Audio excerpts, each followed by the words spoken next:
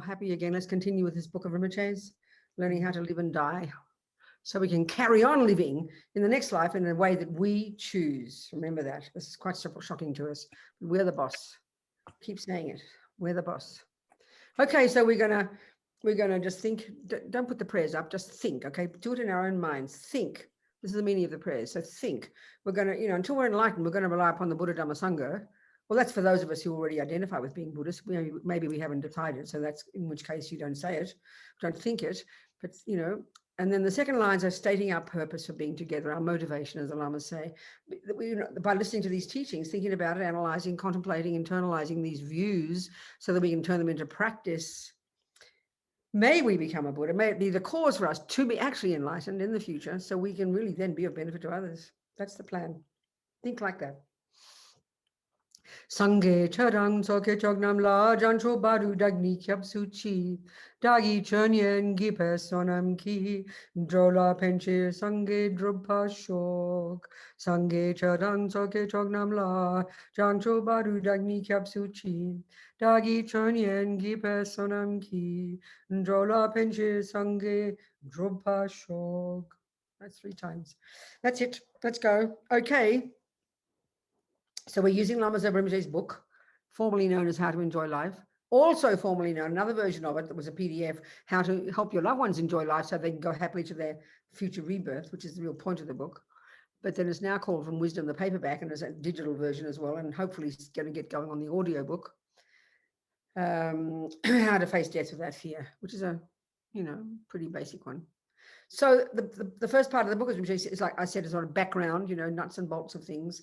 The one section is all what happens, what is death? And this is where the Vajrayana comes in. The Vajrayana is amazing. The technical details in the Vajrayana are quite fascinating, And as we know, the Tibetan Buddhist system is within the framework of the Vajrayana. This system that existed, that has been carrying on from India since about the great Mahasiddhas, all the great yogis in India, into the Nalanda tradition, then straight into Tibet, unbroken, going right back to Buddha. So the death process, as we described, so there's 2 ways, as we've been talking, there are 2 ways to, prepare for death. One is live your life properly. I mean, if you do this, death will be fine. But you can be more technical about it. Learn all these different, like the meditation you did yesterday, learn the system in the Vajrayana, especially having taken an empowerment, so that you can really, really seriously learn, train to go through the process, because it's something that happens every time we sleep. It's not something esoteric. I mean, it's esoteric to us in neuroscience, my goodness, yes. But it's the same process as sleep, which is a miracle. It's amazing. So we can practice using sleep, The same deconstruction of those 25 components described in terms of 8 stages occurs exactly the same way when you sleep, which is equivalent to dying, except obviously death is more dramatic. And then you wake up into a dream, don't you? That's your subtle mind. That's like the intermediate state. And then you wake up back into life. Well, the difference with death is you wake up in another body, but the system is the same. The technology is the same. I mean, as she says, Tantra is highly technical, So the way to live our lives is in the framework of the fact that we're impermanent. This is Atisha's point from the first level of the Lam Rim, to really understand that everything is impermanent, but particularly he gets us to, right between the eyeballs, getting us to realize the impermanence of death. Whose death? Our death. And like as I was talking, let's remind ourselves, we know about death. It's staring us in our face every day. All the ants, the creatures, the rats, the humans, every day. We can see it bluntly, but we don't get the learning. And this is the simple point. This is a simple point. We don't get the learning. What's the learning?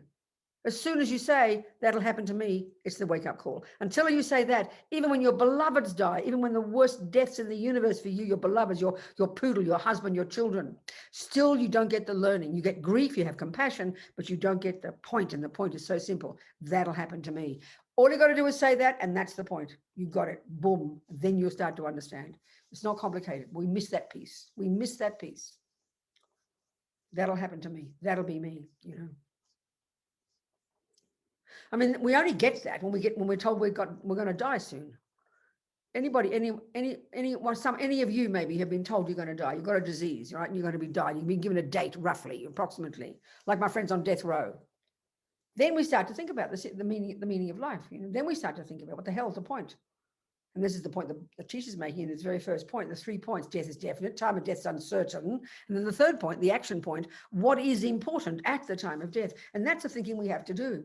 Let's remind ourselves of this. It's quite precise, you know. If we take the Buddha's view, which of course is we're discussing here, given that our consciousness goes back and back, first, second, and then given that every millisecond of what we think and do and say, this law of karma programs our mind, sows seeds in our mind, which determine our future. We are our own creators. Such a shocking concept. And then given our mind continues in the future, programmed with our thoughts, our actions and our thoughts.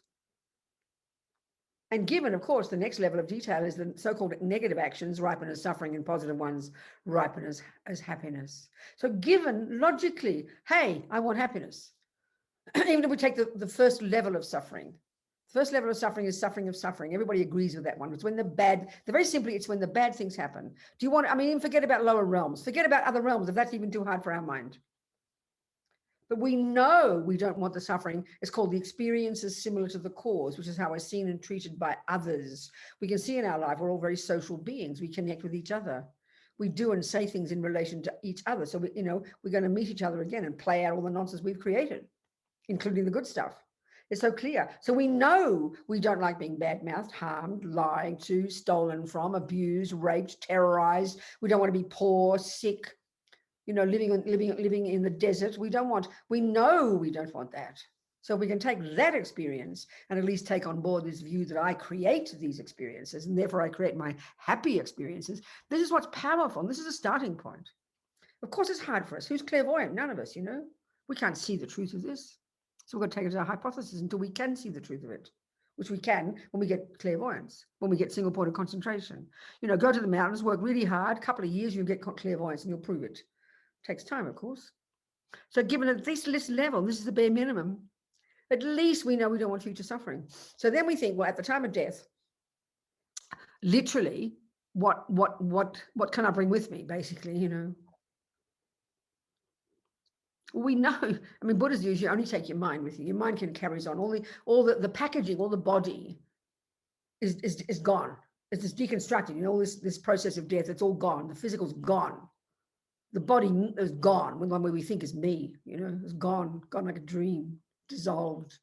All our experience is gone. Husband gone for us, effectively. House. In other words, all the things and even if we're nice people, think about this. Even if we're nice, good people, still, what preoccupies us in our lives? We're human. We're natural. We've got attachment. It's normal. We have families and houses and possessions and children and jobs and responsibilities. Of course, they loom large in our lives, so they're the ones we think about every day. Of course they are.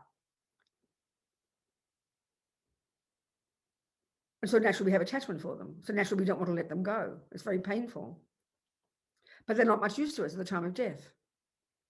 I mean, such a dumb analogy. I always tell this story. It sounds sort of silly, but it's a good analogy. And when I was living in California, well, I'm sort of based, when I was based in California, and it's the Northern California, with all these redwoods, these enormous trees, I mean, for me, they're okay, they're gorgeous. People, they're lovely, they're wonderful. But when I lived at Land of Medicine Buddha, all these redwoods, and in the winter, it's drippy and wet. And you look up, all you can see is the bloody redwoods. You can't see the sky, and I like the sky. So I drive 2 miles down to Capitola. There's a little beach there. And I sit in the cafe and look at the sky. That was not what I liked. I mean, trees are wonderful.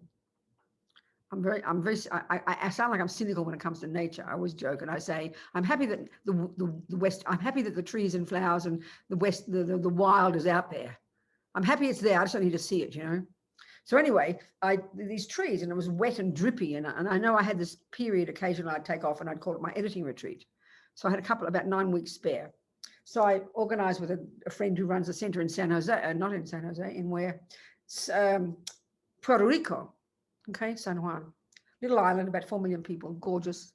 The United States bought, they bought it whenever they bought it because it's strategic, right in that big piece of the ocean there, Anyway, it's gorgeous, and they talk about how the Puerto Ricans are the happiest people on the earth. They were very happy people. It's true. Anyway, I managed to get my friend helped me get a little on the southern part of the island. It's very small. This resort. Got it cheap or something, and I had a place for 9 weeks in this lovely resort. 1 minute from the water, you could hear the beach, hear the sea. Nice pink resort, and it was heaven. It was divine. I love the sea and I love the sun. So I was 9 weeks. I had an editing retreat to do this, beginning the work on Geshe Lama Kontrok's biography, and it was heaven. So this is the analogy, okay, of like I had 9 weeks. So this is the point about impermanence. When you know that you're impermanent, then you don't think, oh, well, what's the point of enjoying something? It's not going to last forever. Oh, I thought I'd turned my phone off. Never mind. In fact, you enjoy it all the more. You use it all the more. This is the point about impermanence. When you know you're going to die soon, you don't want to waste your life. You don't want to have a sense of urgency, and that's what Atisha's trying to get us to do.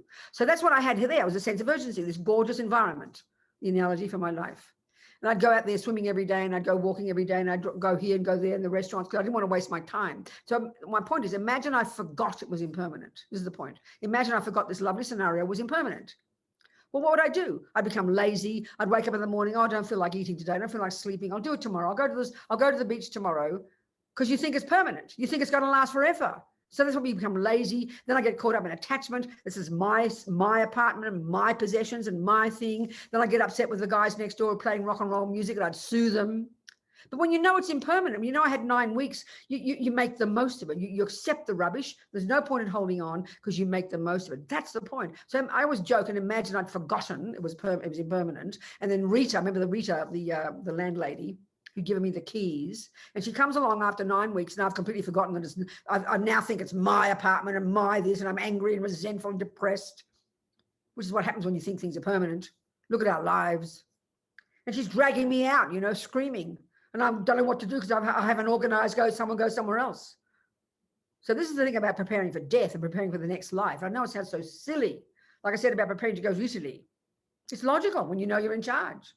You don't wait. I was sitting there weeping on the doorstep, being thrown out of my house with no air ticket, no bags packed, nowhere to go. Well, that's how we die normally. Freak it out, holding on to the thing we've just left, because that's the thing that looms in our lives. That's what's important. Our husband, our life, our this, our that.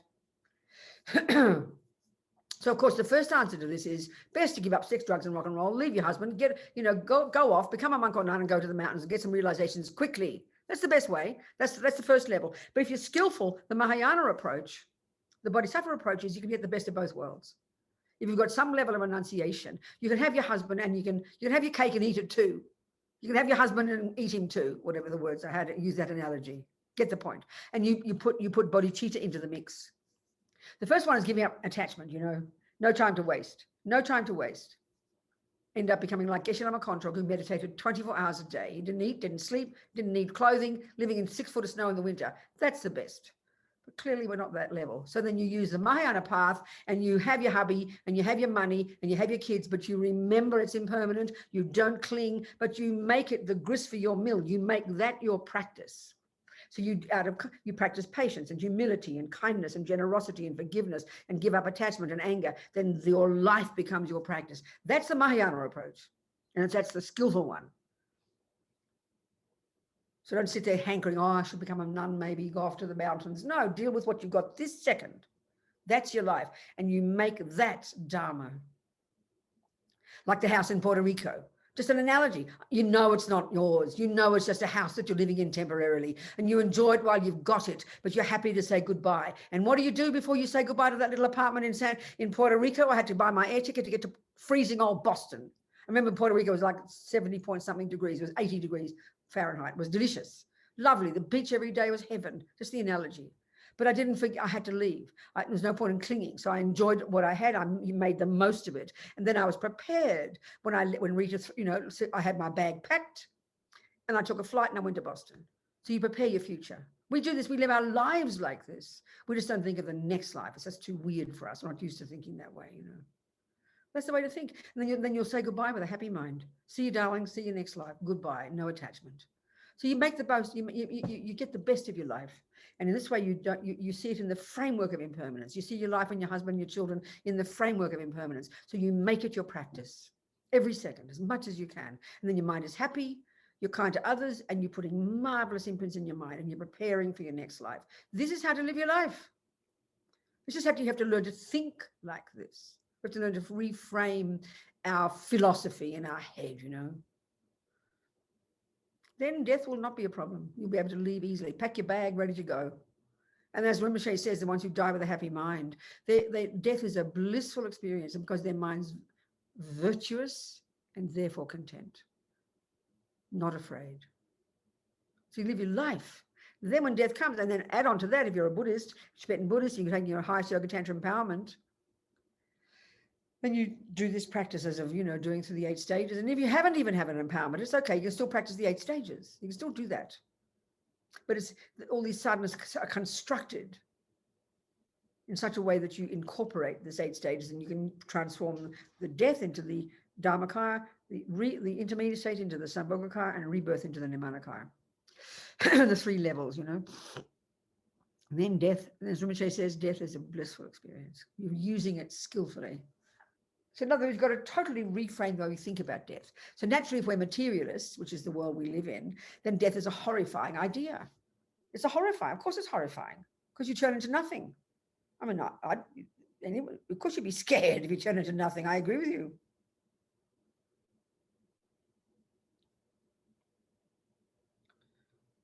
So let's live our lives like this. And then you'd only want to put positive imprints into your mind. You wouldn't want to put negative imprints into your mind, because you know your mind is the only thing you can bring with you. It's the only thing that carries on, So we talked about that. And then we looked at the different scenarios. We looked about the background. We talked about the 12 links. We talked about, actually, now let me read you from Lama Zopa's book about the 12 links. There's a little chapter on that. We've mentioned it in relation to the death process. Now we'll read Rinpoche's words about it, just to put the imprint of his words into your mind. I have to find it every time. I forget it. Here we go. Okay.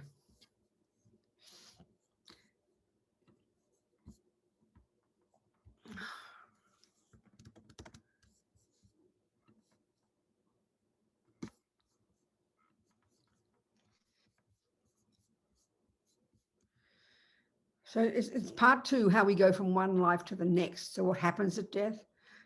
The 12 links of dependent arising at the time of death. Well, that's what we'll talk about.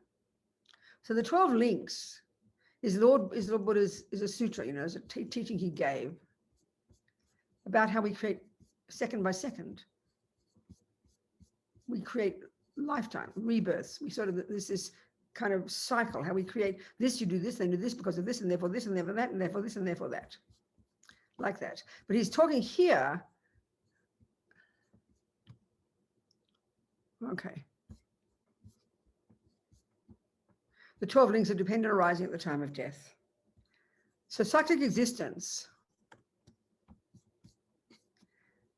operates through the 12 links of dependent arising. 1, there's ignorance. Because we have this root delusion, because we have the root delusion, the root misconception, this primordial clinging to a concrete, separate, solid, inherent, intrinsic me and everything else. This is the ground. And then because of that, then, we create karma, number 2 link, a karmic, intention, and then a seed is put in the mind. And that 3, the imprint of that is left on the consciousness, number 3. Then number 4, they call it name and form. It refers to the development now of the 4 mental parts of us, and then form to the physical, the egg and the sperm. When these 5 come together in the womb, and then they begin to develop as the fetus, they are known as the 6 sense bases. You start to grow in the fetus as a person. And then because of the senses in daily life, every second, now there's one called contact, which is actually a state of mind. It's because when the consciousness connects with the external objects through the senses, and then on the basis of that there's a feeling, pleasant, unpleasant, or neutral. And then on the basis of that you have attachment, craving, and then a more intense one, grasping. And then because of that the thing comes into being, and then birth, and then finally old age and death. So Rinpoche talk, this is every second of the day. We're doing all these are happening naturally. We're creating the causes for these types of, for a rebirth. There are billions of seeds in our mind that if we didn't purify, if we didn't create any more and just had to play out the ones that are there, you'd never end. We've got countless ones. We've got to get ahead of the game and put atomic bombs under them and stop them, So now the 12 links of this perfect human rebirth. Let us discuss the 12 links in relation to this human body that we have now. What caused our consciousness to join the egg and sperm in our mother's body? So in past lives, because of ignorance, the first one, we created both non-virtuous and virtuous karma, the second one, which planted seeds in our mind, which is the third one. At the time of death of our life before this one, whether we were a human or an elephant or a kangaroo, craving arose. And that's the 8th one. And that happens, as I said, about the time you start the 8 stages, which is in Tantra, when you start to stop, when you start, going through the process of the senses ceasing. By about the 2nd or 3rd one, this is when this happens. Craving arose, craving to not separate from the body, intense attachment to hold on to this. Then fear arises because of the attachment to not wanting to leave the body. That's what causes fear at the time of death. So then 9, grasping, a stronger form of attachment. This time, in our case, this is what's interesting. In our case, attachment to the future human body, attachment to the idea of a human body. So now in the case of someone who's going to be reborn in the hell realms, the craving is the same, not wanting to separate from the body. But the grasping is to heat because they feel very cold. Many times dying people say they feel cold and beg for blankets. And that's because the heat in the body is leaving, right? But even if you give them 2 or 3, it won't be enough. Their grasping to heat is so strong. This could also happen because of the fire element dissolving at that point. So the grasping at heat activates a negative karmic seed. The grasping is the trigger. Remember, that's the one that's like the password for your ATM card. It causes the money to come out. Or pressing the button, the grasping. And that's going to happen even if you're even a nice person. The grasping is still going to come. But if you've got a friend navigating you through this process and hearing your Lama's name, saying prayers, this will keep you steady. So the grasping is the very close condition. That is the trigger for the karmic seed. So, okay. All right. So grasping. So in our case, as humans now, the very close condition at the time of our past death, just before the gross consciousness ceased, which is number 4, was the grasping at the wish to receive a human body. In other words, in order to receive this perfect human rebirth that we have now, we must have had not only the karma of perfect morality, that's the cause of getting it, not only the generosity, which creates the cause for us to have a good life with things in it and access to things, but also the strong desire, it's a delusion, okay? Grasping the 9th link to have a human body. So but the point is, this is how we can use it. This is the point about being useful. Well, in other words, whereas craving and grasping certainly operate in our daily life in the form of attachment, in the context of the 12 links, they are more to do with the connection of one life to the next. The karmic seed that gives rise to the new rebirth is there on our mind, the 2nd link, but it is grasping, the 9th, at the time of death that activate its ripening. So this is a delusion, but this is where you add virtue to it, and you want the human birth out of so because you want to practice and be of benefit to others, then it's using your attachment to get the human body so you can use it to be of benefit to others.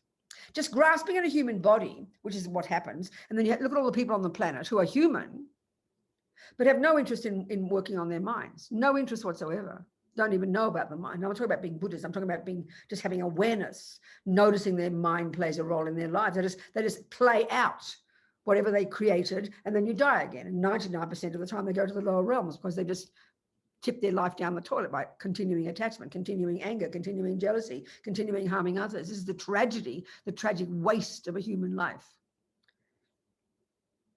The more we understand this process of karma, how we create it, what attachment is, what the suffering is, it's logical when we hear that the vast majority of humans born now will go to the lower realms when they die. It's not being punitive. There's no one's doing it to them. This is the tragedy. This is the main reason to have compassion for beings, because we're ignorant. We don't realize we create our own reality. We've got the human body, but we don't know how to use it, This is a terrible tragedy.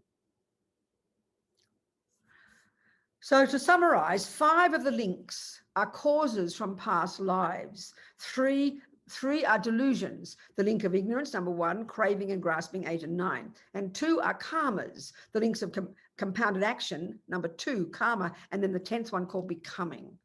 It all comes together, and then the life manifests. First, there was the delusion ignorance, the first link. Then the delusions arising at the time of death, the 8th, craving, and the 9th, grasping. Then there were the 2 karmas, the second one, in our case, a virtuous karma, which could have been created thousands, even millions of lives ago. And the second karma becoming the 10th link. The previously created karmic seed made ready by craving and grasping at death That is what's called becoming. It's the 10th one. It is these 5 that formed these aggregates, this body and mind, this samsara. Of the 7 results that manifest in this life, the 11th link, birth, this is different from how we think, started at the moment our consciousness joined the fertilized egg. At that second, a conception. Old age, this is hilarious now, that's birth. The first second of conception is birth. Old age, which is the next one, the beginning of the 12th, old age and death, started the very next moment. So it's downhill from there. From the second moment after conception, it's now downhill. You're heading towards death. This is very hilarious. So sometimes when I'm being cynical, I've got to refrain. When I see a brand new baby, I can kind of refrain from already it's heading to death, you know. Of course, we think the exact opposite. So now all there is left is death. Very interesting. So no delusions and karma, there's no rebirth. So from this evolution, we can understand, basically that's what the 12 links is this personal evolution. And so by understanding the 12 links, you know how to reverse the process. And so that's why the first one is ignorance. If you realize emptiness, you cut ignorance. So you cut the whole damn thing. You just cut it right there. You nip it in the bud. Because realizing emptiness is what cuts the whole process. Of course, we've got lots of other work first. That's why the Lam Rim is structured in such a way. We first control our body and speech and put atomic bombs under the habits. Then we go to the second scope and we learn about our mind. We start to get rid of the attachment and the branch delusions. Then we add bodhicitta. And then we go to the 6 perfections and we finally realize emptiness. We're programmed. The Lam Rim is progressively presenting all the stages. If we can get straight to emptiness, go for it, baby. You know, cut the whole lot, you know. So from this evolution, we can understand that if we had freed ourselves of delusions and karma in the past, there is no way we could have come into existence. There'd be no reason at all to have taken this human body, to have to experience the suffering of rebirth, the suffering of sickness, the suffering of old age, the suffering of death, not to mention all the other problems that we experience in daily life, not included in these 4. These delusions and karma put together these aggregates, this body and mind. And because we didn't cease delusions and karma in our past life by following the path, this self, this person is still caught up in samsara.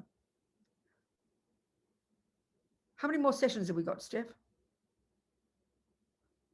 Today and then tomorrow, right, also? Yeah, sorry, I was just unmuting myself for a minute. Yeah, we've got the session after today, another one today, and then two more tomorrow, same time. Okay, good, because I want to talk about emptiness. We need to talk about emptiness. Yeah. Okay, good. So not to mention all the other, okay, these delusions and karma put together these aggregates, this body and mind. And because we didn't cease delusions and karma in our past life by following the path, this self, this person, which conventionally it does exist, is still caught up in samsara. Samsara refers either to being caught up in your delusions in your own mind, or the broader one, being caught up in this process of the 12 links, you know. Wherever our consciousness goes, this self goes with it. We are a self, we're a person. Maybe we'll talk about emptiness now, it seems logical. Let's see what happens. We're still, you know, this self goes with it because consciousness is the main base for the existence of self. The gross body exists for a short time and then disintegrates. So as long as this self is bound by delusions and karma, there is no choice. We will be burdened by these aggregates. Delusions and karma have bound this self to samsara. Now, no matter how much we do not want this suffering, as long as we are caught up in samsara, there is no freedom. So let's talk about emptiness. I think it's a good time to do that. Okay.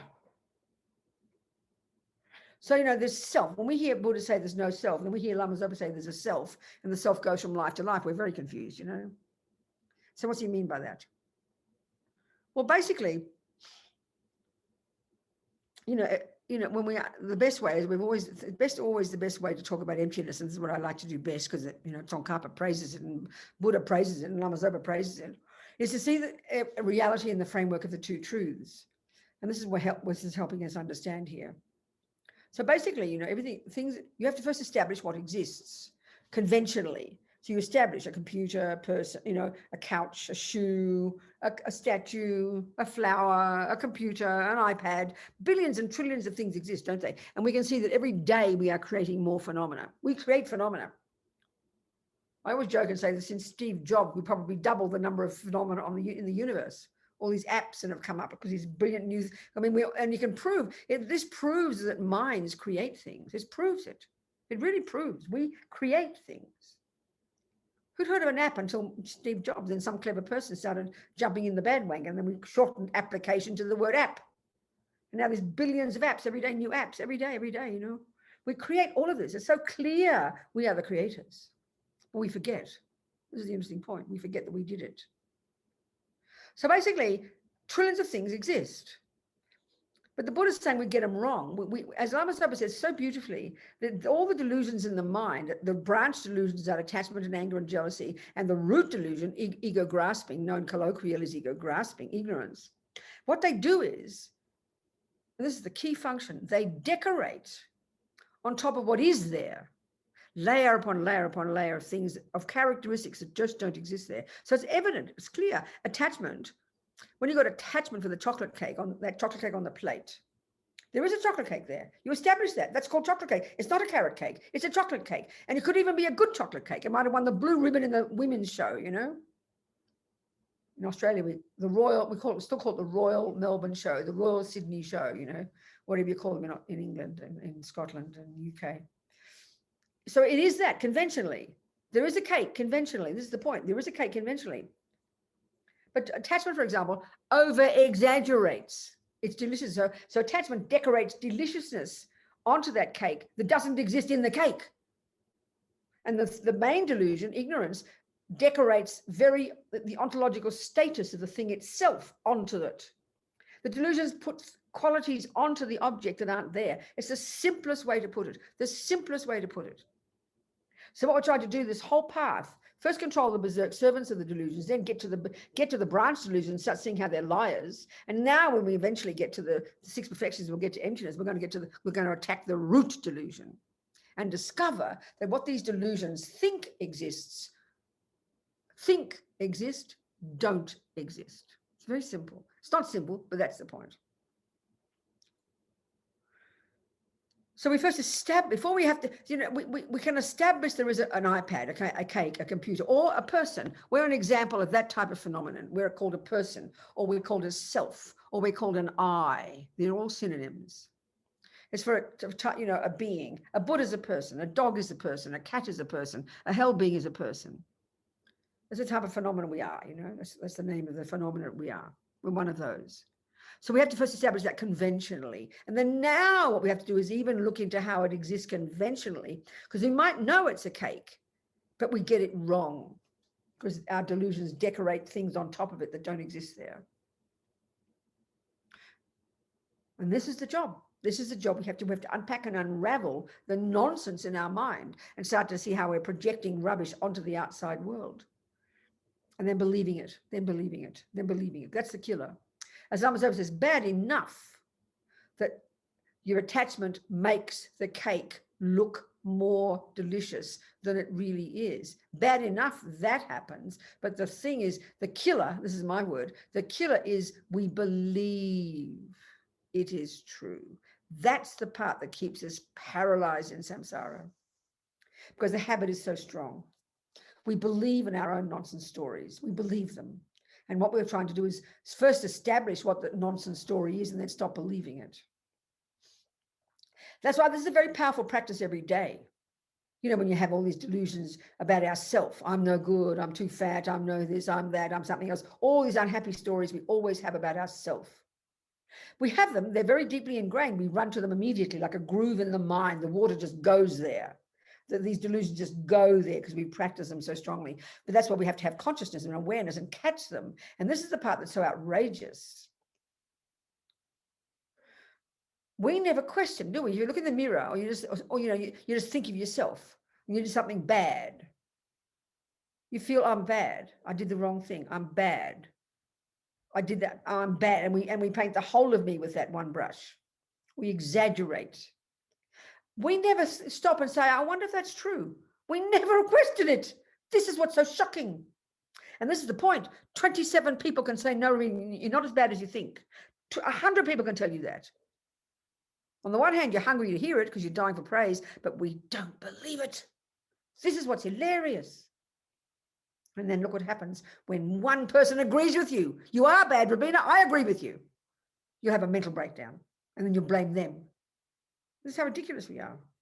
So bad enough that we believe the rubbish story, the bad enough that we think the bad story, the killer is we believe it. And that is a major practice every day. Stop and question. Look in the mirror. Oh God, I'm so fat and ugly. No, you're not ugly. It's not true. It's just your projection. It's your anger, your aversion. You've got your aversion glasses on and you look ugly to yourself. Don't believe it. It's an exaggeration. It's a distortion. It's shocking to hear this. And that's why we have to see our minds and start, and this is the key job of being a Buddhist, distinguish between the facts and the fictions. Virtues are valid states of mind and non-virtues are nonsense states of mind. This is the key job from here to Buddhahood. This is why you have to study the Buddhist model of the mind. This is not the way we think in modern psychology. This is not the view in neuroscience. So here we've got the two truths.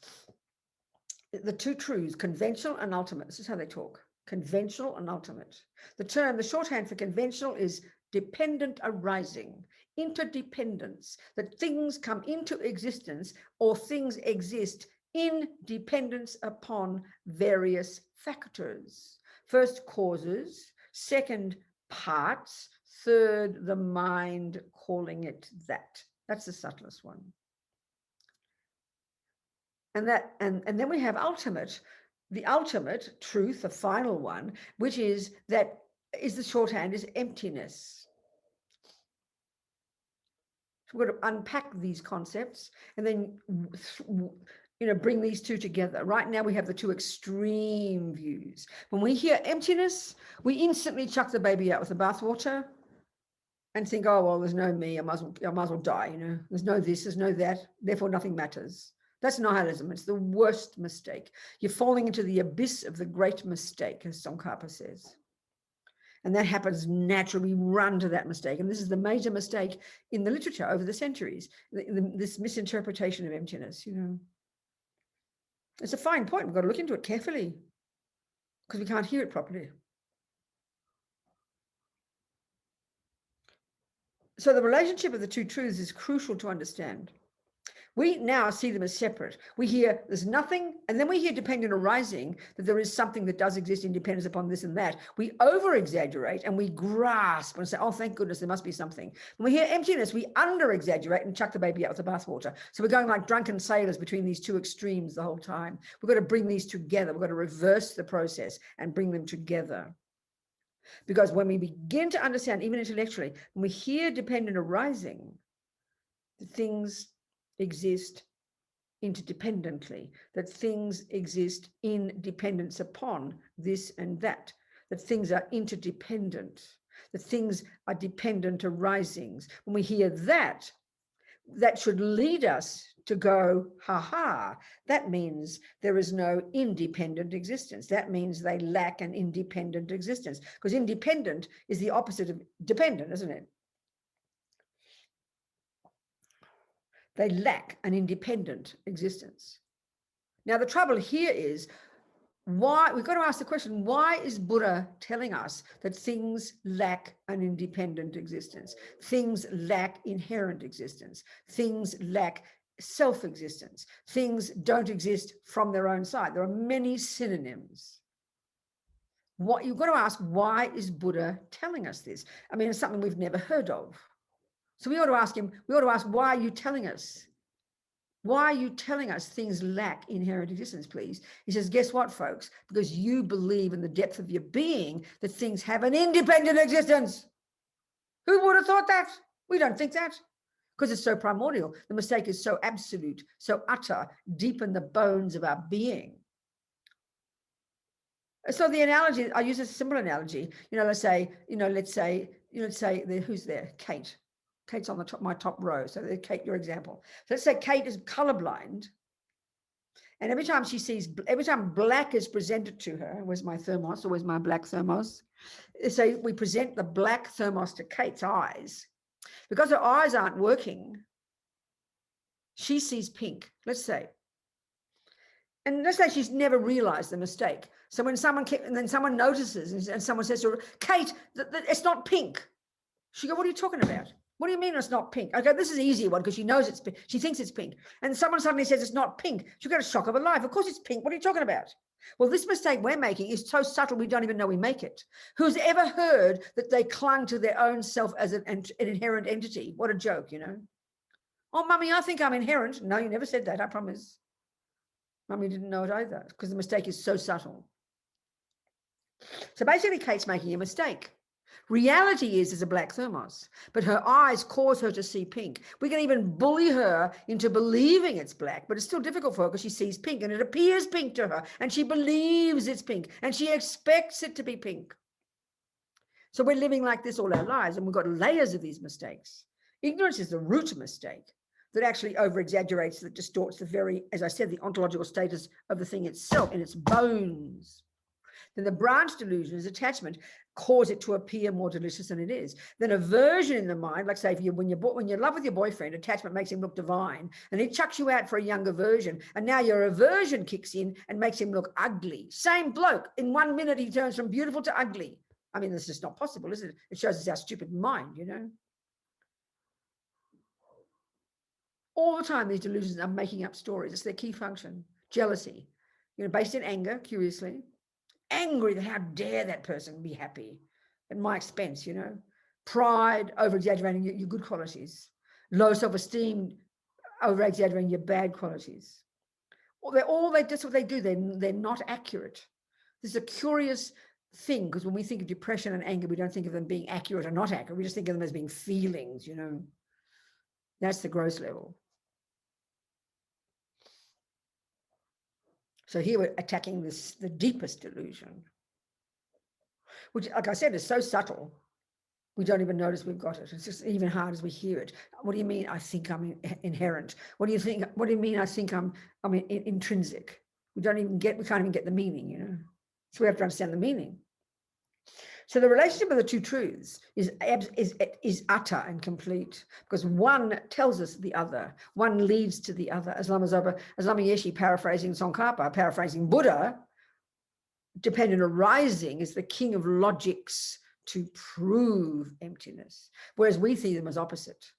We hear emptiness, oh, there's nothing. We hear dependent arising, oh, there's something. And these are the two philosophical views of the universe, nihilism, and the one of internalism. And that's the teaching of Christianity, of Islam, the soul, something inherent and intrinsic. It's uncaused, partless, all that kind of thing. These are deep in our bones. They're assumptions, the level of assumption, you know. So this is the point across the board. This is so curious to us. Buddha's whole point is that there is suffering in the universe, in your mind. And the key reason why we suffer is because we've got these misconceptions in our mind. So in other words, we're living this disconnect between what exists and how we see things. There's a disconnect between what exists and how we see things. This is what I mean by dualistic, you know. And the final dualism, which is conquered by realizing emptiness, is the sense of a separate me. It sounds so abstract to us. To think that you're not a separate me is hilarious. Of course we think we're separate me's.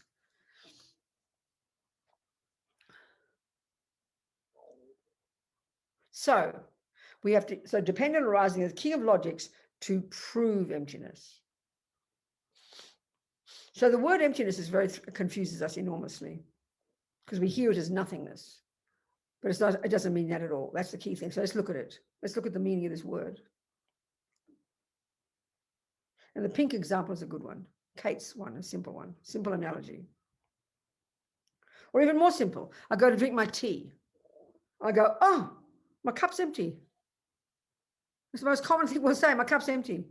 You're trying to find all the people. You've been invited to a party and you're going in the hotel and you're looking in room to room, you know, for the banquets or something. Oh, no, the room's empty, you'll say. You know perfectly what it means, of people. My cup's empty, of tea. You look in your bank for some money. You're expecting there £5,000, £5,000. You thought there was £22. Oh, my bank account's empty. What is it empty of? Of 22 pounds. What is the room empty of? People. What is my cup empty of? Tea. Well, for Kate, so these are emptinesses that are not pleasant. They're not pleasant emptinesses. Something you wanted to be there and you thought was there, you discovered wasn't.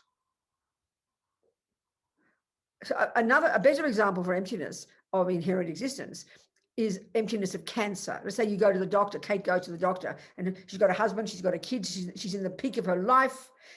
She's believing instinctively everything's permanent. She's got a whole life to look forward to. She's looking forward to her retirement. She's looking forward to go around the world with her husband when the kids grow up and have babies. We plan our lives like this. I'm not being rude. It's okay to have a plan, not a problem. But like everybody, she grasped at it as permanent. And then suddenly she's told she's got cancer. She'll be dead in 6 months and she's 42 or something, you know, panic attack. I mean, complete despair, freaking out, everything, your life crumbles in front of you. Isn't it? Horror. Because, you know, you believe now, you believe you've got cancer. And then she goes back to the doctor. Sorry, darling, we made a mistake. I showed the wrong x-rays. You haven't got cancer. Now, what would be the thing that she realizes? What would hit her mind like a bomb when she hears you have no cancer? She just realized the absence of cancer. She just realized, oh, I've got no cancer. She's expecting cancer. She believes in the presence of cancer, but this is a delicious one. I mean, I want my tea. I want my 5,000, my 43 pounds, my 22 pounds. I want there to be people. That's a disappointing emptiness. This is a great emptiness. She'll be blissed out. She can't believe there is no cancer after all. So that's the thing that she cognized is the absence of cancer. I just cognized the absence of tea. Kate cognized on the black thermos, when her eyes are fixed, she discovers the absence of pink. When you look in the bank and you discover the absence of 22 pounds, they're absences that are not good, but the absence of cancer is a blissful one. She'll be blissed out. The thing she thought was there, cancer, doesn't exist there. So emptiness refers to the absence of something, not just nothingness. That's the difference. There's a big difference. There's a massive difference. So Kate asked me to look in her bank account. I will tell her the truth. I will simply see the 0 pounds. I have no expectations. I'll tell her the truth. There are none. She, though, when she looks at the bank account, she won't notice. She will see the 0, but instantly what will arise in her mind is this shock. Where's my 22 pounds, she'll say. So what she cognizes is the absence of 22 pounds. What I cognize is merely no pounds. They're two separate phenomena. They're two different objects that the mind sees. The mind always cognizes something. So in her case, she cognizes a phenomenon called the absence of 22 pounds. When I pick up my cup, I will cognize the absence of tea. When she looks at the black thermos, we fix her eyes. When we fix her eyes and we'll show her the black thermos again, she'll get the shock of her life. Oh, it's not pink, she'll say. Oh, where's my 22 pounds? Oh, where's my tea? These are simple absences because tea could exist. Pink could exist. 22 pounds could exist. People could exist. These are simple examples. So the absence of something is what only arises in the mind of the person who expects something different. I had no expectations of anything in the bank. I told her the truth. It might have been 5p. It doesn't matter what it is. I will tell her the truth. She will see what she expected to be there, the absence of the precious 22 pounds.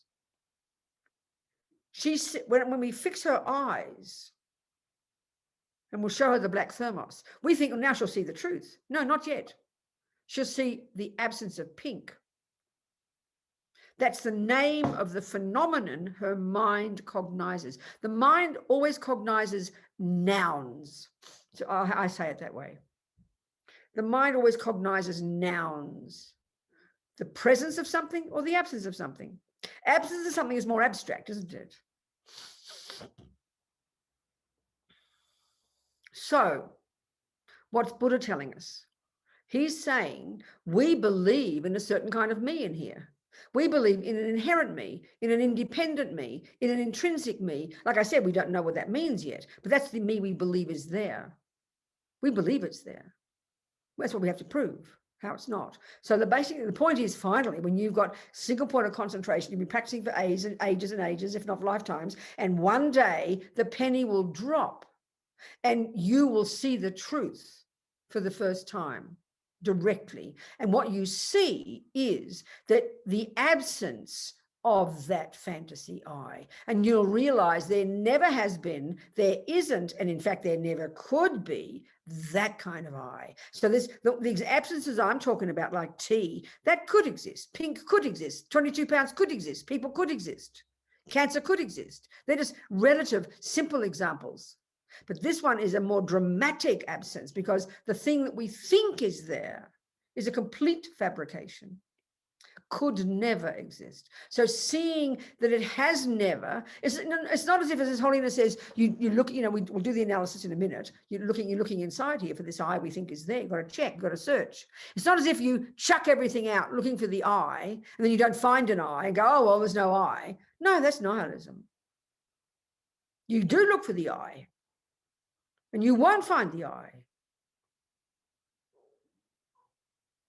An independent one.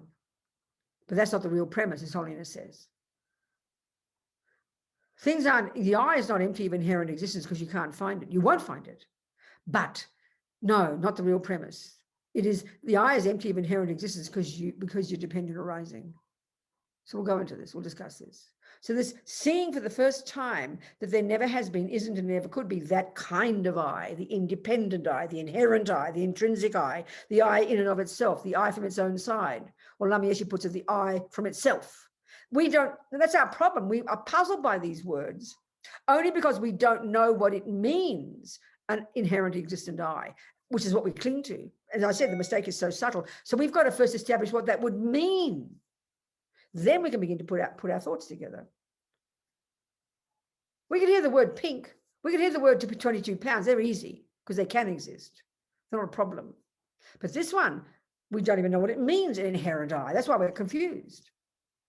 So we've got to first establish what it means. What would an inherent I be if it did exist? What would an independent I be if it did exist? This is the analysis we have to do. Then we can begin to understand how it doesn't exist. So there's a lot of unpacking we have to do.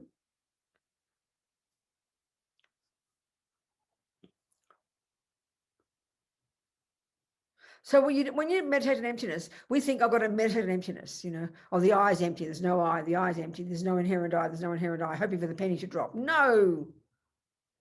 You preoccupy your mind with dependent arising.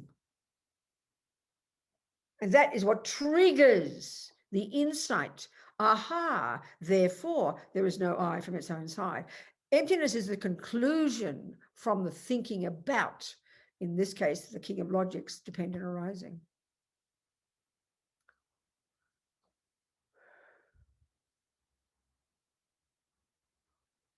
So the word emptiness is referring to the lack or the absence within you of an intrinsic you. In other words, I say my cup is empty, turn it around, and what is it that my mind is cognizing? My mind is cognizing the absence of tea. If, once, the 22 pounds, what Kate just cognized when she looked in the bank was the absence of 22 pounds. When I looked in the room expecting people, what I cognized was the absence of people. We say the room is empty, but turn it around and make it a noun phrase. That's what the mind cognizes. The mind cognizes nouns. The absence of something. Or equally, you could argue the presence of something. You could argue when I see people in the room, I'm cognizing the presence of people. When I look in my cup, I'm cognizing the presence of tea. You could argue like that. So the absence of something. So the point is they're both nouns. They're both phenomena. It's a phenomenon. The absence of something is a phenomenon that the mind can cognize. It's very simple. Kate looks in her bank and she can cognize because she knows numbers. When she observes the zero, the thing that she will cognize is the absence of her precious 22 pounds. That's a cognizable phenomenon. The absence of something is a cognizable phenomenon. It's not just meaning nothingness. It doesn't mean nothingness.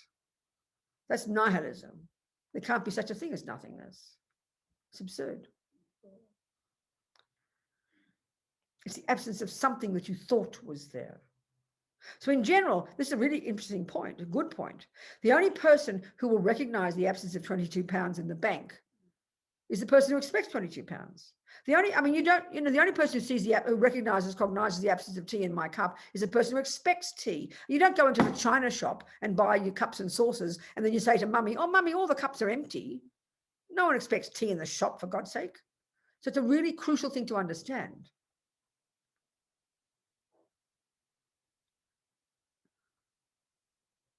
I mean, I don't have cancer, but I don't notice the absence of cancer because I've never thought I had cancer. Kate will get the shock of her life and be blissed out when she discovers that she no longer has cancer. So she's cognizing a very vivid phenomenon called the absence of cancer. The only person who recognizes the absence of cancer in a body is the person who thought cancer was there. You know, I've been living with Yuval for 27 years. He's been my husband, and I come home and there's a note. I've left you for Kate. Well, believe me, for the next 27 years, if not till the day I die, what will I notice every time I go home? I will notice vividly the really vivid phenomenon called the absence of Yuval. Won't I? Won't I? Won't I? I'll always be recognizing the absence of Yuval. But if you've never heard of Yuval and you visit me, you will never notice a thing called the absence of Yuval as long as time exists. It's obvious. So we all make this mistake. This is the criterion. This is the thing that determines that we're samsaric beings, the believing in an intrinsic me. So we have to discover what Buddha says is true, which he has discovered, which he says the discovery of this is what cuts samsara and creates and finally causes you to be completely liberated from all suffering, is that there isn't and has never been and can't ever be that kind of I. So in this sense, it's a much more dramatic absence. And as Lama Zopa says, the greatest yogis, the great yogis experience incredible fear when they first discover this. But the greatest yogis have complete joy when they discover the truth. And that second of your first non-conceptual direct insight into this reality, which has to be in single point of concentration, with the subtle mind. That's the first second. You've cut the root. You can't fall back in samsara after that. You can only go forward. You're beginning to climb out of your samsara into your nirvana. You've got more work to do, but you can't fall back after that. You can even lose bodhicitta to a certain degree, but you can't, once you've realized emptiness, you've cut the root of all suffering and all delusions and all nonsense. Now you just got to perfect the realization. You can never lose that.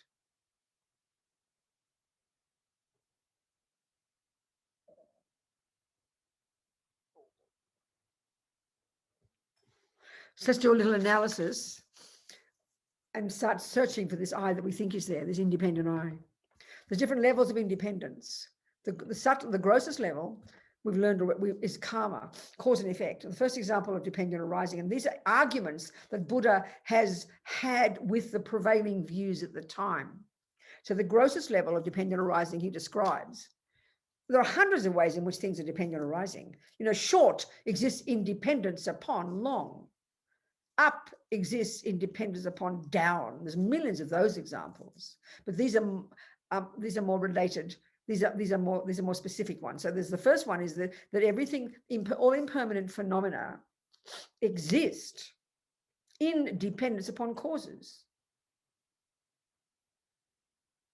This is already huge. And by thinking about karma, about this I is a product of my causes, not someone else. This is really already a marvelous first step, loosening the grip of ego grasping. You know. The next one, which we'll go into here, is, and this is the one that you look into the Lam Rim, you're going to see the 4-point analysis. So Buddha's telling us that basically he's found that there is no inherent I. There's no intrinsic I. There's no I from its own side. There's no self-existent I. There's no independent I. All these are synonyms.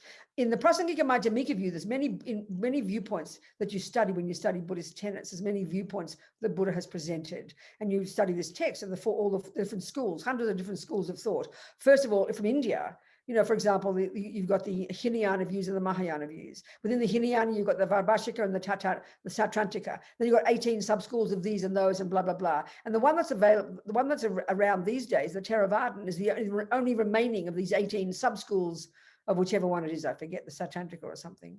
There are many different variations. They've listed them all. It's sort of like you read a book about every single variation of all the Christian views in the world. It must be hundreds, isn't it? Thousands, if not thousands. This is what this is. And since, of course, that's India, but since then, Tibetans have probably many different viewpoints already, and the Kargyupas and the Nyingmapas, they all have their own arguments. There's many different interpretations of emptiness, and that's perfectly fine. Nothing wrong with that. It's healthy to have debate. So the view we're discussing here, I mean, I studied all the Buddhist tenets years ago, but I've forgotten all the other views, basically. But I mean, I can't articulate them properly. I'm sorry. But this one is the one of the most, the one that is said to be the actual meaning, Buddha's actual meaning, Buddha's intent. And it's known as the consequentialist middle way view. Prasangika Madhyamaka, something like that, these Sanskrit words. It's a very specific view. So in this view, all these terms are synonyms. In the different other schools of thought, they've all got different interpretations. This is much easier in a sense. So independent existence, inherent existence, existing from its own side, existing in and of itself, existing, inherent. I mean, there's about dozens, there's half a dozen more synonyms. Independent for me is the one that sounds most delicious. Independent is the one. So what's Buddha saying? That there is no I. These four, in the sutra teaching, you look at in the Lamrim, you'll see Pabonka Rinpoche, there's a 4-point analysis we need to do. Buddha's telling us he has discovered from his own direct experience this reality. And he's discovered, and that's where he diverged from the Hindus. They already had lessened so much of the suffering. The grosser suffering, the suffering of change, and they got to the formless realm and the subtlest level, thinking that's samadhi, but the Buddha would say, no, they've still got the pervasive suffering. They haven't cut the root, they haven't realized emptiness. They're pretty close, they're pretty remarkable, these amazing thinkers back then. So he diverged in his own direction, and so he presents his 3 levels of dependent arising, arguing with those views. The first one is cause and effect. That's arguing with the fact that there's a soul, an atman, a self that isn't cause, that's unitary and unchanging or something or other, you know. So then you've got the second one. This is this delicious one. The parts, things exist, the I and everything else exists in dependence upon its bits and pieces, that you won't find an I among those bits and pieces. Because the coming together of those bits and pieces is the basis of the name I. That's the subtlest one. We'll get to that. So we have to do this analysis. Buddha says it's fine. He tells us there's no inherent I. It's not enough just to believe him. It's not enough for us just to tell Kate it's not pink. Her eyes are telling her it's pink. She's got to fix her eyes. She can't just believe in it. It's not helpful. She's got to see the truth. So we've got to fix her eyes in this case, which is easy. Here we've got to fix our mind.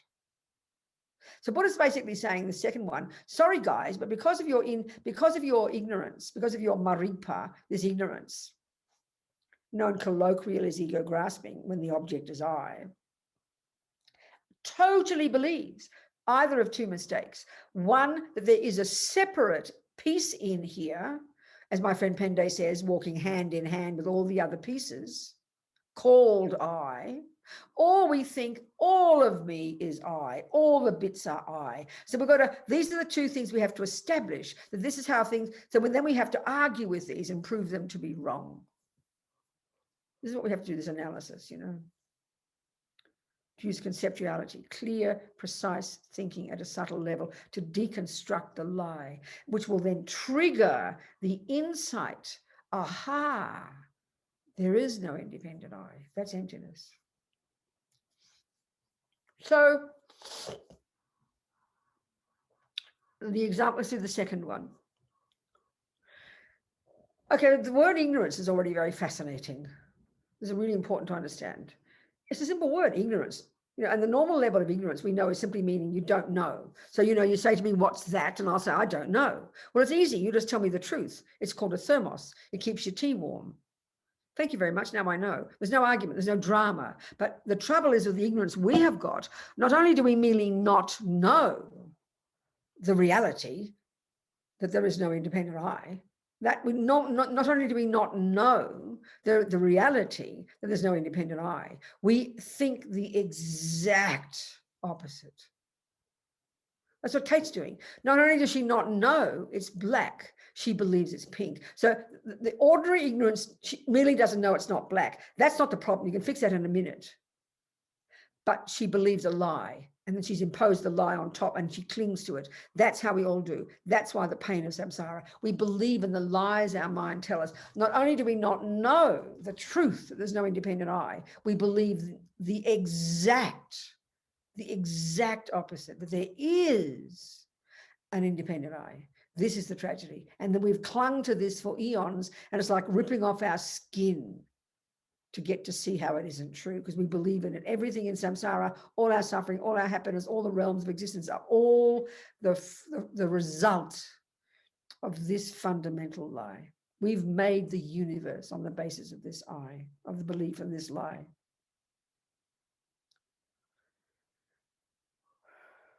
So we have to do the analysis of searching, which sounds so hilarious, searching among the parts that make up me to find the piece that we think is there, the special little part that's called me. Our words express this. What's the main thought in our head? The main player in our head is the word I. We believe there is, and we see a valid cognition of any kind. A valid cognition is a thought that is in sync with the object it's referring to. So I simply say, I have a thermos. You're going to look for a thing that's called a thermos. I'm holding a thermos in my right hand. You can establish pretty quickly that's true, because we know the definition of a thermos. We look at it, we see the shape and color, we know it's labeled thermos. So there is the thought, thermos, and then there's a thing that it refers to. That's a valid cognition. 1 + 1 is 2. We've created that, but we agree that that's true. So I say 1 + 1 is 2, then I'll put 2 oranges together. 1 + 1 is 2 oranges. We can prove it. It's a valid cognition. The cognition is in the mind, and the thing it refers to in this case is something out there. That's easy. So when we say I, when we say I have an ear, without analysis, that's a truth. Look, you can see it. There it is. So the thought ear is a valid cognition, because you can point to the object. There's an ear. We agree that's an ear. So that's a valid cognition. Now we've got the other word, I. What does that refer to? Where's the referent object? Where's the object, the existent object that is referred to by that word I? That's where it gets tricky. And Buddha says you start researching, you won't find it. So if you don't know what an ear is, you've got a whole bunch of parts that say, you'll give me a clue. Well, it's one of the things on your head, Robina. I know what a head is. Then I can narrow it down. I can work it out. Where is the ear? That's lip, that's nose, that's it, that's eye, that's eyelash, that's forehead, that's hair. Finally, we'll deduce, there's the ear. You'll still find it. You will find an ear, definitely, within the head, within the person. So we think also you'll find the eye. You'll find the eye, and we believe it. Look at the feeling behind the word I. It runs everything. So we believe there is a piece in there called eye. It's very simple. Like there's a piece called ear, a piece called nose, a piece called toe. As Pende says, my friend, working hand in hand with all the other bits. But we give it an extra special status. It's the boss. It runs the show. It makes decisions. And without which nothing would function. That's how we think of the I. And it's a very painful thought. We treasure it. We're insulted, hurt when someone upsets the I. We all know this, but we don't. So we take it for granted. But it says, sorry, mates, you'll find an ear, you'll find a nose, you'll find an eyelash, but you won't find an eye. I'm sorry. You're exaggerating it. It's a shock to us. It's absurd. What are you talking about? So we have to prove it. So I like the idea of going to IKEA. You look up on IKEA on the computer, there's a lovely picture called Robina. You're going to buy a Robina. Or you put your own word in there, okay, your own name. It's a really good example. I like this. So you go to IKEA, and initially you're quite disappointed because you don't see a fully developed Robina. You see a bunch of bloody bits, don't you? I've got to make my own Robina. What a drag. But it's very helpful. This is a really brilliant discussion of dependent arising. And this is the thing. Dependent arising is being very precise about the bits and pieces. You've got to be very precise. We get this. So you have to, you have to make, if you have to, even just build a little baby building, a little baby house, you have got to be incredibly precise. When you finally, going to IKEA, apparently I read recently in America that, before internet came along, back in the 20s or before the 20s, what was that company, Sears Roebuck or something? They had catalogs. They went to 2/3 or 4/5 of all homes in America, this catalog, and you could buy, like even better than Mr. Amazon, you could buy anything. Even they started buying houses that came in boxes like IKEA, back in the 20s.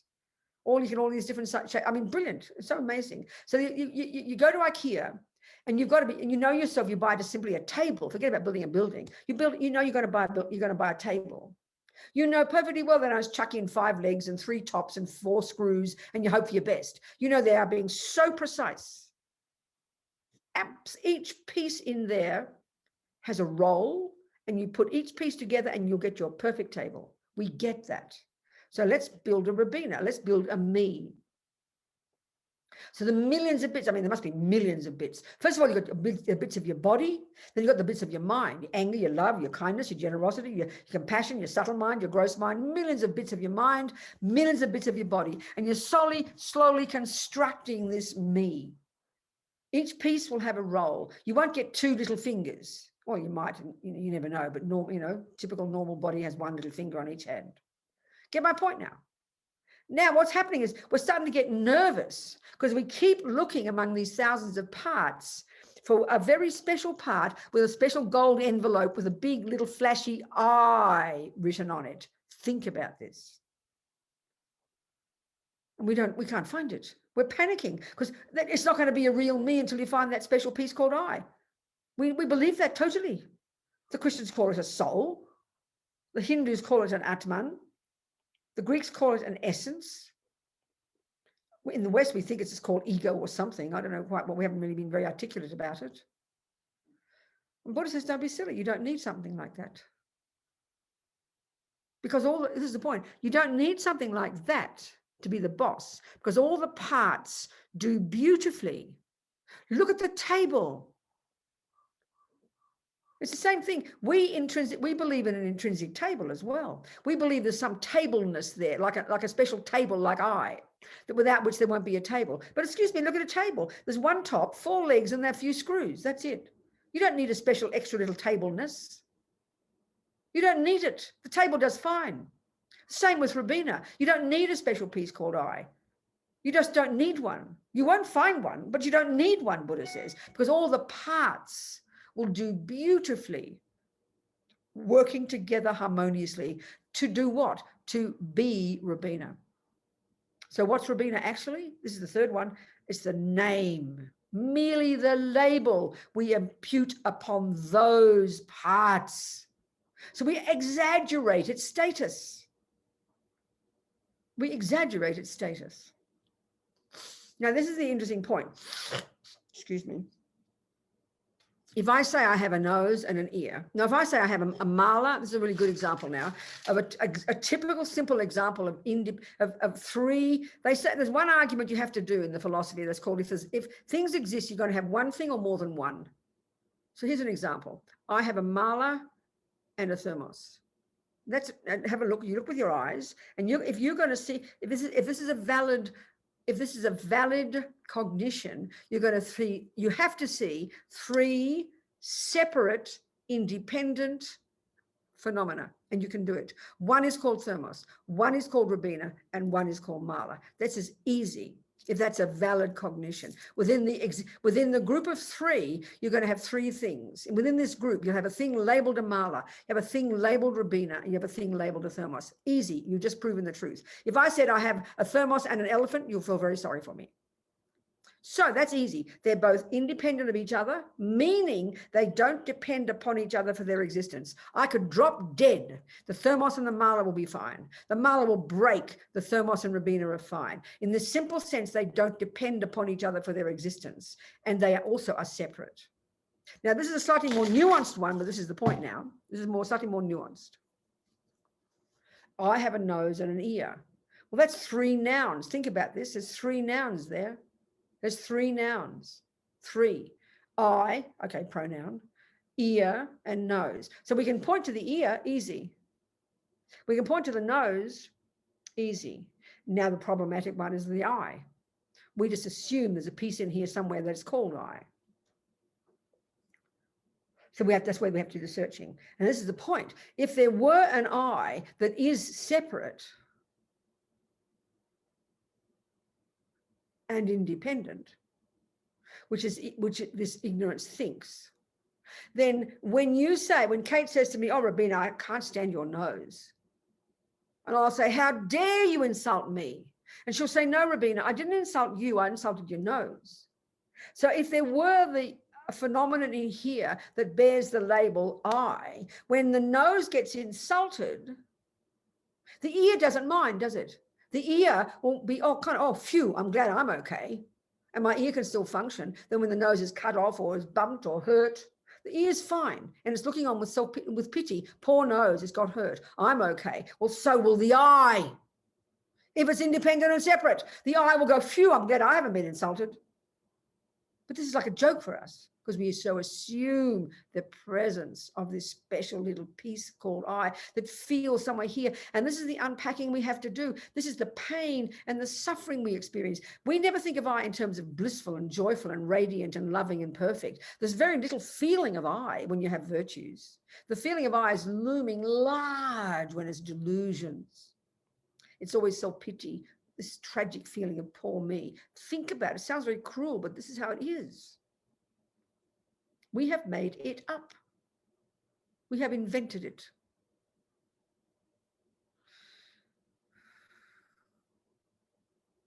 But there is an I.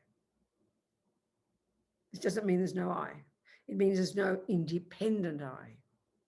This is where it gets more tricky, more nuanced, more subtle.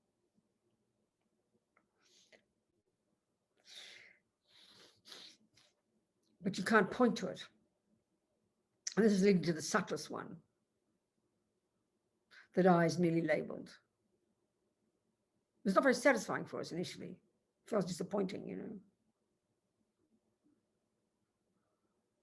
It's a dependent rising I. But you can't point it out. It's not separate. So there is an I, but you can't separate it from the parts. But it's different. That's how Rinpoche puts it. It's not the same as the parts.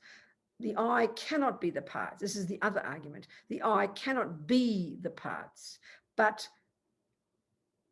you can't separate them. There is an I, but not separate from the parts. It's different, but not separate. I is not the parts, but you can't separate them. It's more nuanced than the other one. Ian knows are simple, you know. What to think about these things?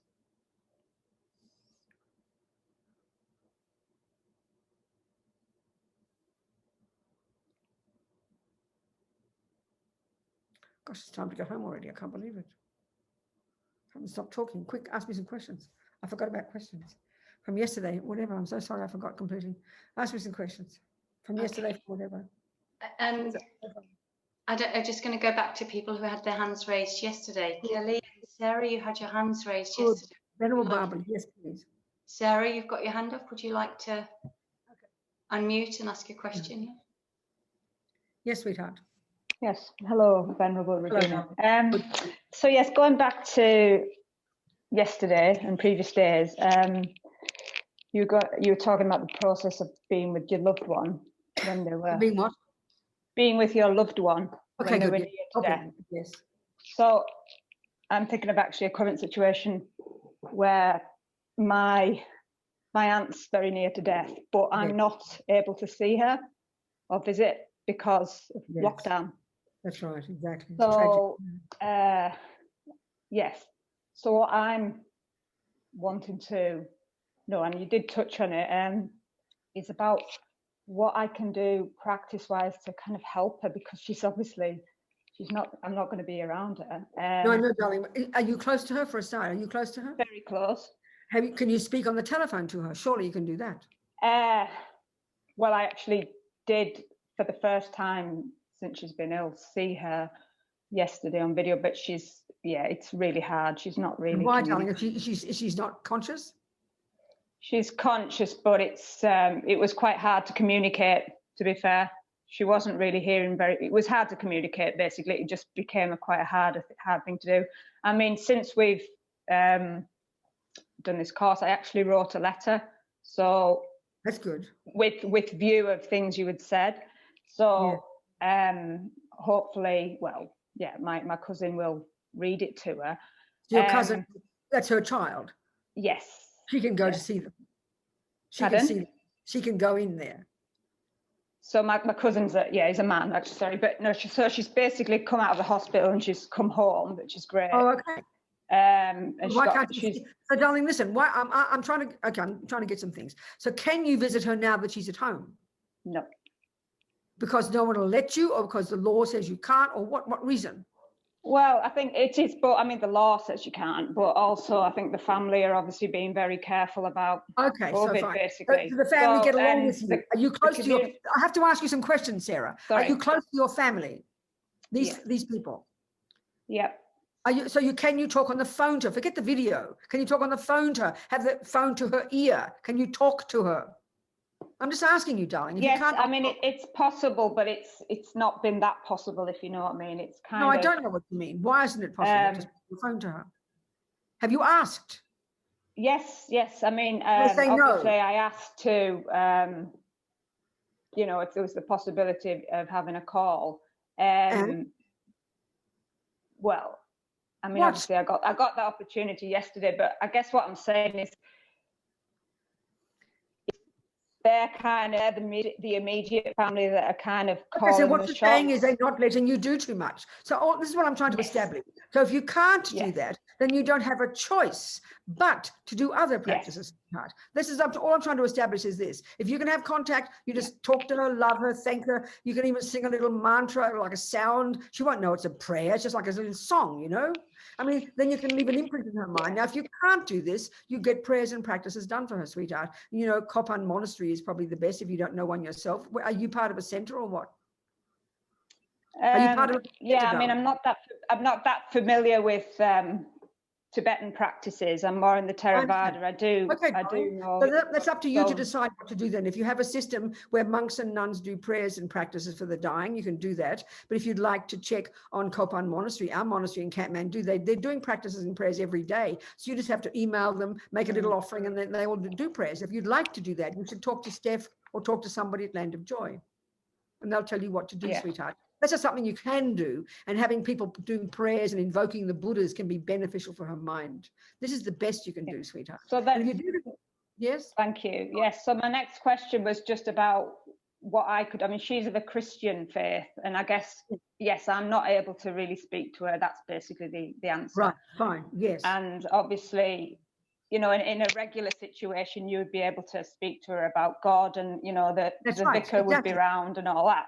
That's right, exactly. So do I, within my own home, as it were, if I do any practices, do I do just things I would do? Of course you would do things you would do, darling. You don't have to do things you would do. Practices to do with her religion. Because no, sweetheart, you don't need to do that. That's not your business. You do what you do using the tools you know to help her. Let her do her Christian things. Let her family do that part. You do what you can do. You go to the Buddhist monasteries and you do that kind of thing. There's nothing wrong with that. Nothing wrong with that at all, sweetheart. Yeah. Let her do what she wants. If you spoke to her, yes, talk about God. But you don't have to talk about God because you're a Buddhist. You do Buddhist things, sweetheart. There's nothing wrong with that. That's perfect. Does that make sense to you? Yeah. Or you feel nervous? Yes, it was.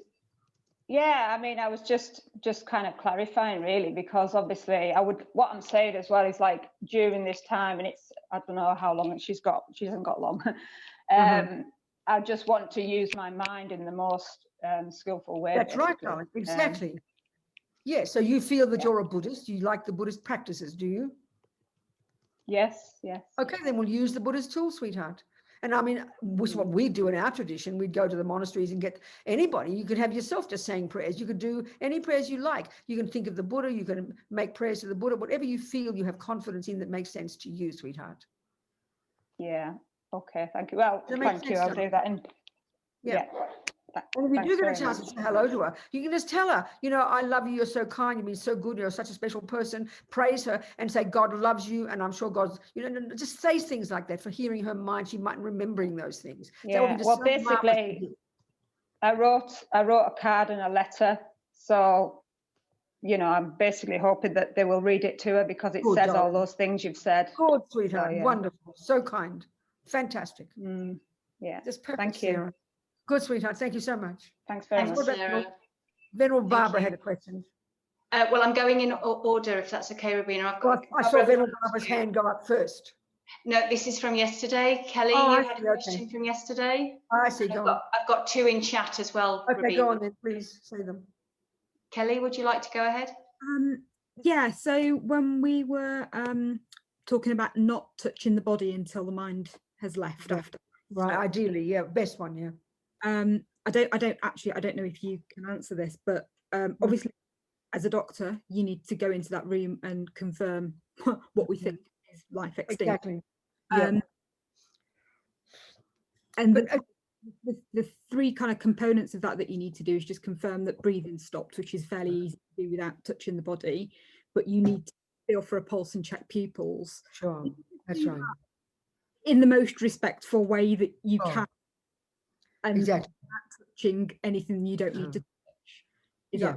So the point here, Kelly, it's a very interesting point. I know that the idea, depending on the laws in your country, let's say, you know, you die, let's say you die at home. Let's say, for example, you die at home, and, you know, your family know let's say they know you're a Buddhist. I'm not saying you are, I don't know, but let's say you are, and that you want to do all the Tibetan Buddhist approach, then if the law is appropriate, you die. If you don't need to tell anybody for 3 days, you don't tell anybody. You don't need to tell anybody. Then after the 3 days, when you are certain, then you can call the ambulance, then you can call the doctor, then you can, so you don't, even in the hospital, if I'm lying there and I'm sitting in the hospital at 2 in the morning and you stop breathing and I know you're dead, I won't call the other doctors. I'll leave it as long as possible. So then that's the ideal scenario, to leave it as long as possible, to then verify what you already know, which is that they're dead, you know. So if you have to do it, of course, before you do it as gently as possible, that's okay. That's really okay, Kelly. You know, and I mean, if you're a Buddhist doctor, you can always sneak in and whisper a little mantra into their ear. You can always stuck in like that and do that while you're taking their pulse. You understand? Thanks. Yes. Thanks, darling. Go on. Thanks, Kelly. Are you okay to take the next one from the chat, Yeah, Robina? please, whatever. Yeah. So this one's come from Ria in India. She's asking, how can one understand form is emptiness and emptiness is form? Okay, I'll go into that later. We're going to continue with emptiness in the next class. Okay, all right. I'll leave that one then. The I'll second I'll one. answer exactly that question. That's the Heart Sutra. Okay, just to complete the question, it then goes on to say, and how can it be understood when it's said in the Heart Sutra that there is no attainment and no non-attainment? No, exactly. I'll explain it. Okay, Exactly. great. Thank you, Kath, you were next, and then Barbara, if you want to go after Kath, yeah? Kath, do you want to unmute yourself? And yeah, I'm coming. I'm here. Okay. Talk to me. Hi, Ven Robina. Before you started talking about emptiness, you said 99% of the human race were likely to fall into the lower realms. The vast majority. So I've got two questions regarding that.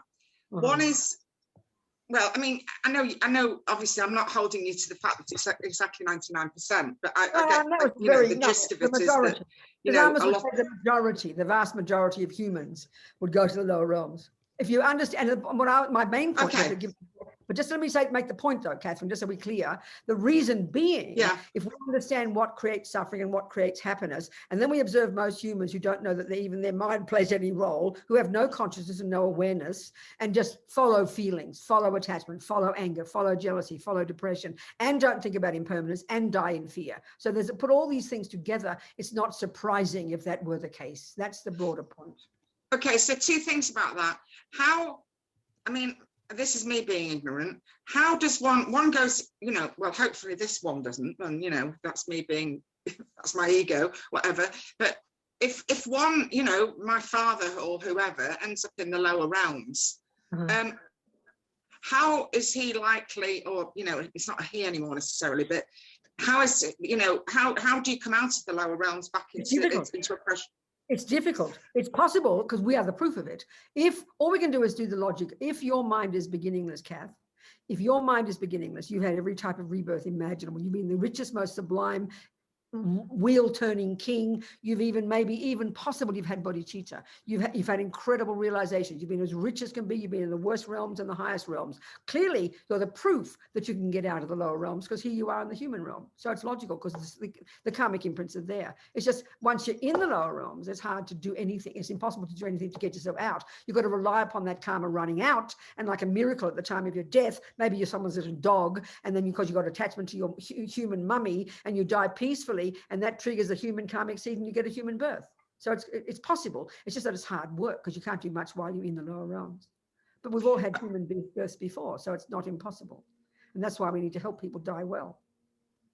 Okay, but if I'm just being a bit logical about numbers here, or maybe I shouldn't be, but if there's 99% of I didn't say, I mean the vast majority, whatever it might be. All right, so the vast majority, of humans at the moment are not going to end up in the lower realms. So where's all the next lot coming from? Have you not heard of the hell realms, the spirit realms, the animal realms, the god realms, the form realms, the formless realms? So some of those can come back into the human realm. I'm talking about where the humans humans that's what I come mentioned from. before. You're the proof of that yourself. So you're human now, right? You're human now. We agree you're human? Yeah. Or you're a spirit pretending to be Yeah, I've got a couple of secrets to tell you, Robina, but maybe not now. So you're a human now, but if your mind is beginningless, I just said before, it follows you've been in the other realms. So if you've been in the other realms and you're a human now, it follows logically that so can the other beings become human again. Okay, fine. Thank you.